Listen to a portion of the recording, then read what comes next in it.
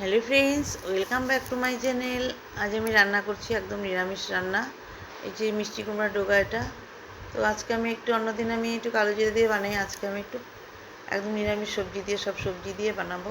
তো এখানে দেখো কাঁঠালি বিচি, আলু, বড় আলু, ছোটো আলু, মিষ্টি কুমড়া, বেগুন, পটল, তারপরে যে ঝিঙা আছে আর ডালের বড়ি দিয়ে রান্না করবো।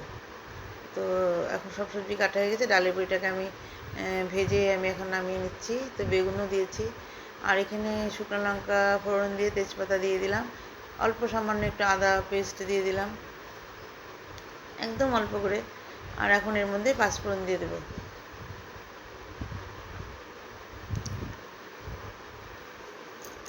এখন পাঁচফোড়নটা দিয়ে দিলাম, দিয়ে এখন এখানে সবজিগুলোকে দিয়ে দেবো।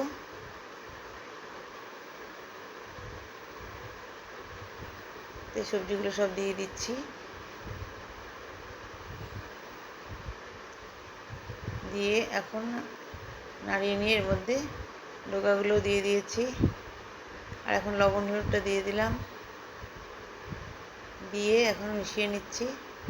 আর এর মধ্যে কয়েকটা কাঁচা লঙ্কাও দিয়ে দিলাম, কাঁচা লঙ্কাগুলো ফেটে দিয়ে দিয়েছি, দিয়ে এখন সবজিটাকে মিশিয়ে নিচ্ছি।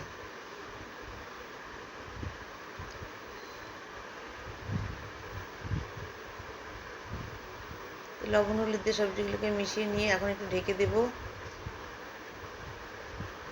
তার মধ্যে যে পাতাগুলো যে ছিল সেই পাতাগুলোকে এখন দিয়ে দিলাম,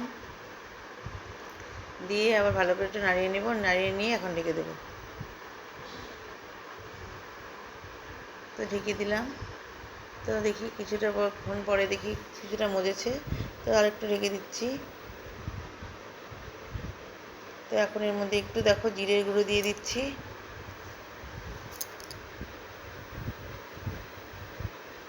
তো বাড়ির আমার হাজব্যান্ড খেয়ে বলেছিল ভালোই হয়েছে। তো তোমরা এইভাবে রান্না করবে, আমি রান্না করি এইভাবেই করি, আবার অনেক সময় কালো জিরে দিয়ে করি।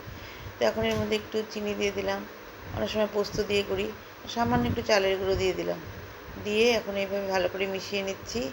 মিশিয়ে নিয়ে আরেকটু ঢেকে দিব, একটু ঢেকে ঢেকে কিছুক্ষণ পরে নামিয়ে নেব। এখন এর মধ্যে ডালের বড়িটা দিয়ে দিলাম, দিয়ে আবার মিশিয়ে নিচ্ছি। দেখো কেমন তরকারিটা ফুটছে। তো এখন আমি উনুনটা অফ করে দিলাম, এখন আমি এটাকে নামিয়ে নেব। তো বন্ধুরা, তোমাদের যদি ভালো লেগে থাকে তাহলে প্লিজ একটু কমেন্টস করবে, নতুন বন্ধুরা তোমরা কমেন্টস করবে। আর সবাই ভালো থেকো, সুস্থ থেকো, পাশে থেকো। নমস্কার।